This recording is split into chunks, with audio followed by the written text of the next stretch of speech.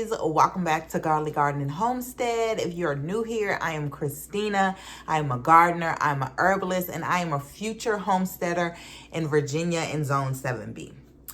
Hopefully you guys can hear me because I do not have my mic today and it's just gonna have to do. So hopefully you can hear me. Today we are back in the kitchen, but I will say we will be out in the garden later today because it is going to be 64 degrees today. We are in January and it's going to be 64 degrees. We had 2 snowstorms this month, but now it is warming up. The beds are thawing out. So I'm going to put some fertilizer, some fish fertilizer on the beds today to hopefully help revitalize them, to bring some of them back to life. Some of them, I checked on them a couple of days ago and they're not doing so good. Some of them are dead, but the ones that aren't, we are going to try to give them a chance to come back and survive. If they don't, it's okay. There's never losses in the garden, but we'll pull them up and they will be composted. So it's okay. And then we'll just be making more room for our new brassicas that we started in our last video. But today what we are doing in the kitchen, we are going to be up potting. And I can't wait until it gets warm so I can start up potting again outside, so I can start doing gardening stuff outside sitting in the sun, but it's okay. We are up potting some of the lettuces that we started back on the 20th. Today is the 29th and we started our seedlings, our first round of seedlings on the 20th. So there has been 9 days and we started them in the 16 cell trays, these little small seed starting trays, and some of the lettuces are outgrowing it already. I can see the roots starting to wrap around, and that's the last thing that we want. We don't want them to get root bound. We want them to have plenty of space to grow. So we're going to up pot some of our lettuces today, and that's the only thing that we need to up pot is the lettuces. So let's get to that and get that started. I'm not even going to sit here and talk for 12 hours. Over here we have our seedlings that we started on the 20th. All of these were started the same day, but of course we know every seed has different germination rates. So we have some that have germinated and are off and going. We have some that haven't germinated. We have some that are just starting to germinate. So this is why when we plant our seeds, we want to try to plant seeds together in the same seed, in the same pack, that have kind of the same germination rate, how long it takes to germinate. As we see, we have echinacea, celery, and parsley in here. This is going to take a little bit to germinate, so we put all of these together. We have flowers right in here, and they have about the same germination time, not rate, germination time. So they're all bunched in together. We have some herbs back here that take a slower time, so we bunched those together as well. So what we are going to do is we're going to start off with our lettuce seeds that we have right here. We have romaine, we have cimarron. I feel like it's called cimarron in the middle. And then we have our red sales lettuce on the end. So what we're going to do is a technique called pricking. And we're basically going to pull these up out of the soil, separate them, and repot them up. Because the only reason why I'm doing that now is because if we turn this upside down, you can see that the roots are starting to form in a circle and they need more space to grow. So we are going to up pot in this Burpee 16 cell tray, and it has this little rubber bottom so it'll be easy for me to push them out. And my amazing husband has already mixed my soil for me. Usually for my seedlings, I will start them in a blend of Fox Farm Ocean Forest and Happy Frog. But I didn't go to the store that I usually get that from. I had to go to Walmart for something, so I just bought some Miracle-Gro potting mix. My husband sifted through that, the potting mix. He sifted this out. He sifted the potting mix and he mixed it with some cocoa coir and some vermiculite, which is going to make this soil fluffier. It's going to make it easier for the roots. He sifted out as much of the big barky pieces. The technique of pricking involves maybe a fork. Some people use chopsticks, or this is a skewer. And we're basically just going to go in here and prick up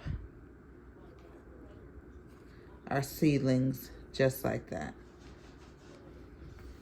And once we've pricked them up, what we're going to do is bring them over to our seed cell. Oh, these are so cool. These are numbered A, B, C, D, 1, 2, 3, 4. That's cool. So, but I don't want all of this in here. I'm going to take some of this out. Normally when we do transplant, we want to take as much soil from the plant. So we would want to take as much of this soil as we can to transplant our seedling, whether we're uppotting it or whether we are planting it out. We want to take as much of that soil as we possibly can. But yeah, we're not doing that today because we've already pre-packed this, and because we are pricking, so we're literally just taking this seedling with the root attached. This one hasn't formed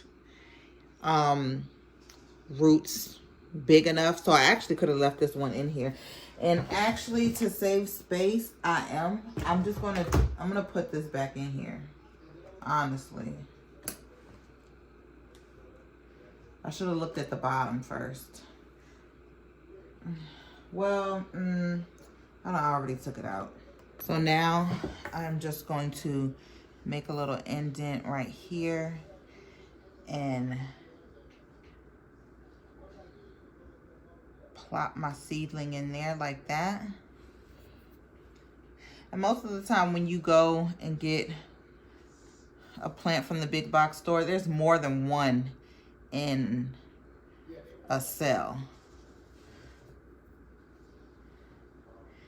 And the lettuces, you can always grow the lettuces close together. They won't be as big, but it'll conserve space and it'll be a lot more helpful if you're doing the cut and come again method instead of harvesting the whole heads, which I do a lot of the cut and come again, where I would just, instead of waiting till the plant reaches full maturity and then I'm harvesting the whole plant, what I'm doing is harvesting the outer leaves of the plant as it's growing, so then newer leaves are forming in the inside, so I can constantly harvest from one plant multiple times instead of harvesting all at once and then I don't have no more of that plant left, that particular one. Now I may have grown 4 or 5 of those, but maybe some I don't want a whole head.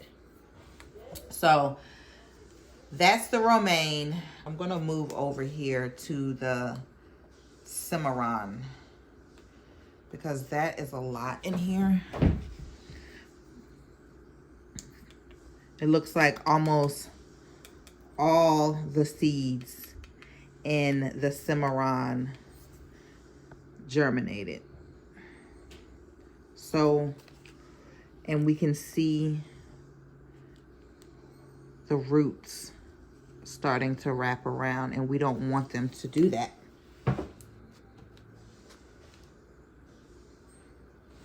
And I'm just going to gently shake off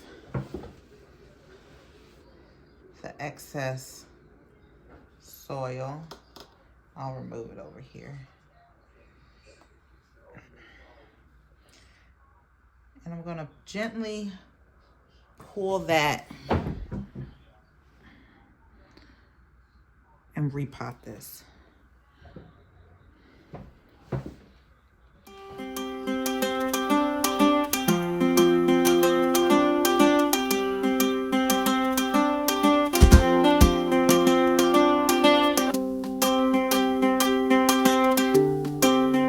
We have lots of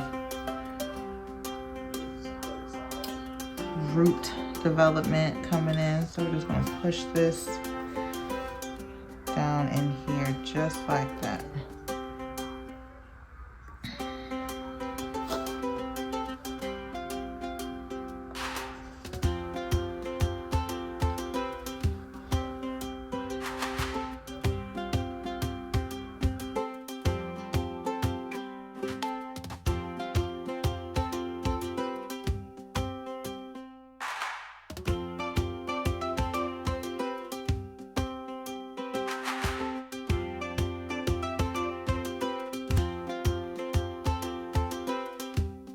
You know what I just realized I was not thinking? That was just from one cell. I still have all of these cells of Cimarron in here. I wasn't even thinking. So, yeah. These ones look pretty big in here. Let me look at the...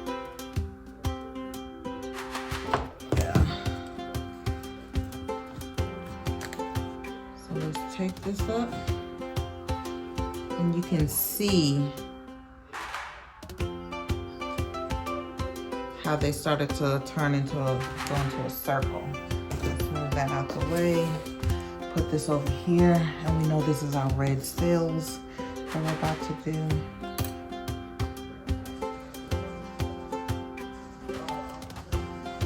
This is my first time using like just complete cocoa coir by itself to start my seedlings, and putting vermiculite on top to aid with moisture retention, so to also help with damping off. And what damping off is something that I tend to have a problem with sometimes because I'm an overwaterer. And if you overwater your seeds, you'll start to see right at the end of the stem where the root is starting to form, it'll be pinched off, and that's because you've watered your seeds too much. You've watered your seedlings too much. And this is some great root development. These are amazing. I'm really liking this.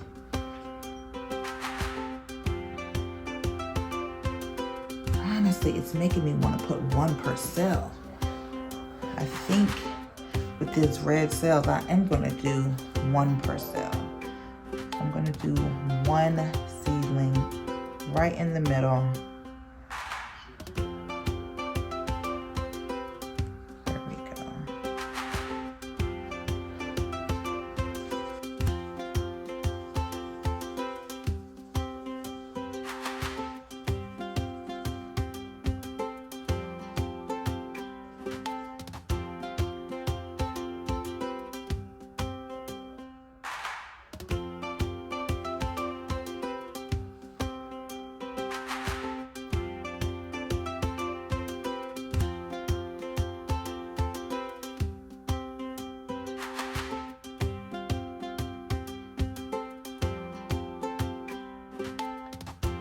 Each year, our growing season should be better than the last.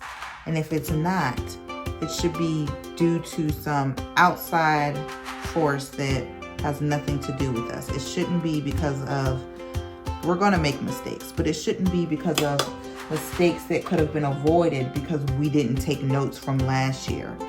Like Oh, I shouldn't have planted out so early. I can't remember when I planted them last year.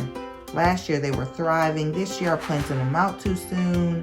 If we keep notes, we can try to avoid things like that. And that's my goal, because I did not do that last year, but that is my goal. Well, I did, but I did not keep up with it.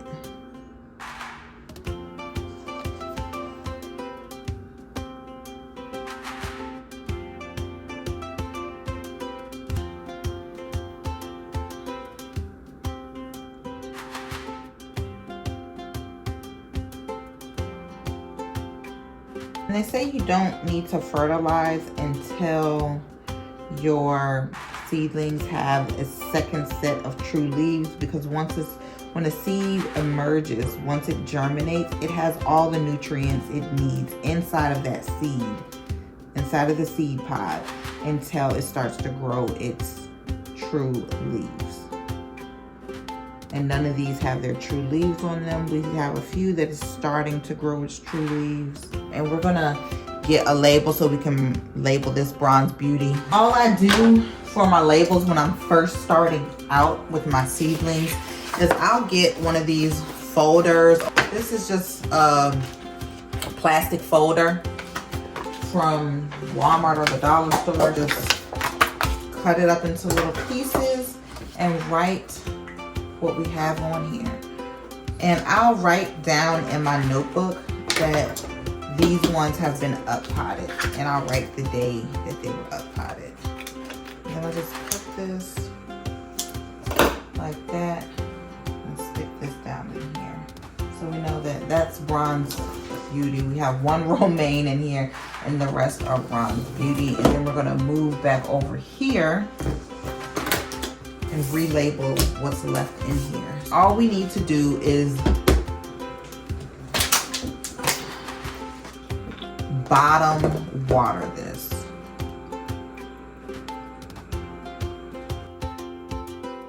We'll come back in about 20 minutes, see how much of the water has been sucked up in here. If there's any excess water in here, then we will pour it out. But there is our first up potted lettuces.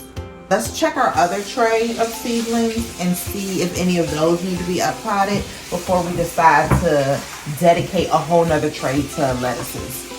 This is our 72 cell tray from Bootstrap Farmer, and I just watered these today actually. So we're gonna leave all of these in here. For the most part, everything looks good. We do have our chard that could probably stand to be separated, but we'll give it a couple more days. So we're gonna put this one back and let that stuff continue to grow. And what I might do is come through and thin some of these out. Thinning means I will come through, and if there's more than 2 in a cell, I will thin and cut the smaller one to give room for the bigger one to grow. We're just beginning to get some sproutage on our leeks and our marigolds, and then we have a Chinese onion over here on the end. We're just starting to get some sproutage on that, and I may have started these on the 20th. I have to look at my notes. If I didn't, then I started them on the 25th. We also have 2 more things of onions that have not sprouted yet. We have a 16 pack of different, not 16. Yeah, we have a 16 pack of different flowers that we started in our last video. None of them have sprouted either. None of them have germinated either. What I did not record was the peppers. We started our peppers the other day as well. And I think that's what I started on the 25th. We have a few hot peppers, and we know that the hot peppers take longer to germinate and to grow. Peppers are slow growers. So we want to get a jump start on that. And I believe we want to start our peppers 8 to 10 weeks before our last frost date. Our last frost date is April the 7th here in Virginia in Zone 7B. So we started ours on the higher end, which is 10 weeks. We started our peppers 10 weeks before our last frost date because I know how my backyard is, and because I don't get continuous 8 hours of sun. I don't even get a continuous 6 hours of sun. I'd be lucky if I get a continuous 4 hours of sun. The sun is blocked off by the trees, and then it comes back around once it moves past the trees. So because of that, my things grow slower. So I want to get a jump start on that, which is why we also did the winterizing of our pepper plants. So we are already off to a better start with our peppers this year than we were last year. The one thing that I will be doing different this year is I will be growing all of my peppers in buckets. This way, the slow growing things won't have to be pulled up, rushed, any of that, and I will have space. So this is a reason why it's so important for us to plan out our gardens ahead of time, as opposed to once it's time to plant out. We should have everything mapped out ahead of time. This season is already starting off amazing. I'm excited, and I just thought about something. I just put those seedlings in there and I bottom watered them, but I didn't put the vermiculite on there. So let me go get them and put vermiculite on top, because the vermiculite is like amazing. And I can't believe I haven't been using it sooner. So let me go get the vermiculite. It sucked up all of that water. So I'm just gonna get my vermiculite and put it on top of my soil. Make sure my seedlings can be seen.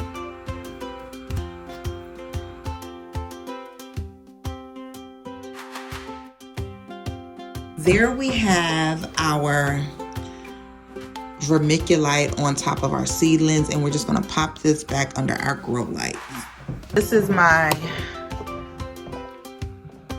adjusted setup for my seedlings. This is how I grew my seedlings last year, but what I've done is just stack some books and things to bring my seedlings closer to the light.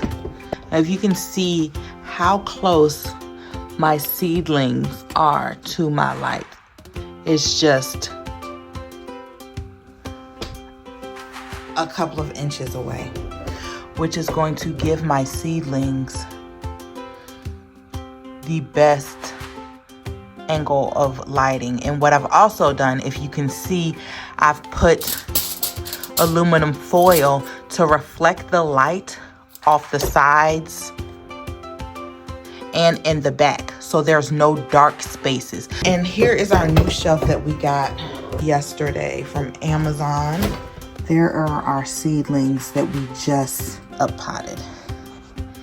And I could actually put something under here to bring our seedlings about this close, because we want them as close as possible. Here are our peppers under our domes and on our heat mat, getting warmth.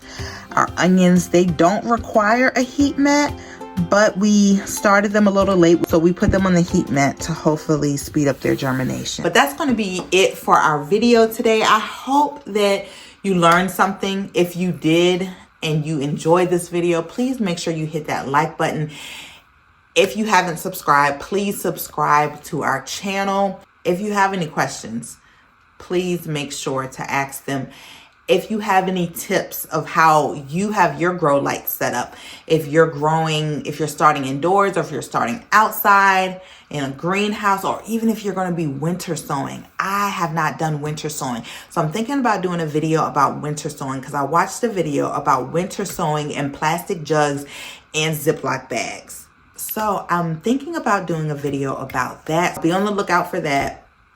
Be on the lookout for a video that we're getting ready to do where we are going to be boxing up all of the seeds that our winners from our seed sorting video won. Again, thanks you guys for spending time with me.